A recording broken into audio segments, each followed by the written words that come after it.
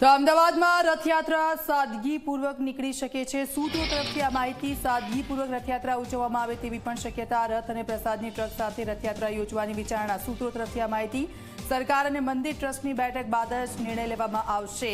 તો આપ જુઓ, રથયાત્રા જે નીકળવાની છે અને હવે તે સાદગીપૂર્વક રીતે રથયાત્રા નીકળશે તે અંગેની વિચારણા થઈ રહી છે। સૂત્રો તરફથી આ માહિતી। સંવાદદાતા દર્શન અમારી સાથે જોડાઈ ગયા છે। દર્શન, આજે હાદસો થયો છે અને તેને લઈને રથયાત્રા સાદગીપૂર્ણ નીકળવાની છે તેવી કોઈ શક્યતા?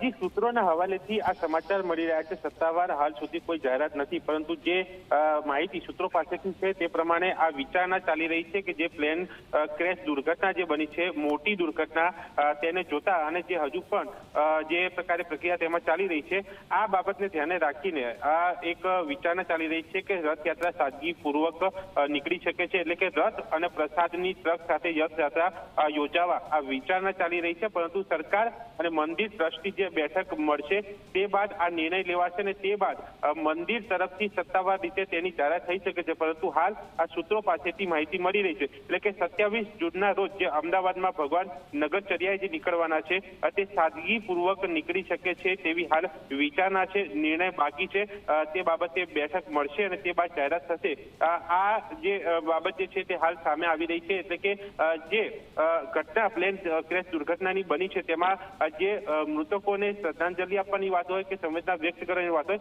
કદાચ આ બાબતને ધ્યાને રાખીને અને આ દુર્ઘટનાને ધ્યાને રાખીને હાલ આ વિચારણા ચાલી રહી છે। પરંતુ તે વિચારણા ઉપર શું આગળ નિર્ણય લેવાય છે તે જોવાનું રહેશે।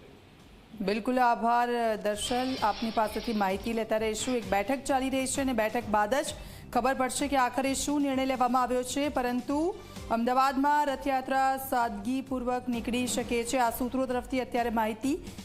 અને રથયાત્રા જે નીકળે છે એ સાદગીપૂર્વક નીકળશે। રથ અને પ્રસાદની ટ્રક સાથે રથયાત્રા યોજવા વિચારણા ચાલી રહી છે અને આ અંગે એક બેઠક પણ સરકાર અને મંદિર ટ્રસ્ટની આ બેઠક બાદ નિર્ણય લેવામાં આવશે કે આખરે 27મી જૂને અમદાવાદમાં જે રથયાત્રા યોજાવાની છે તે કઈ રીતે નીકાળવામાં આવશે।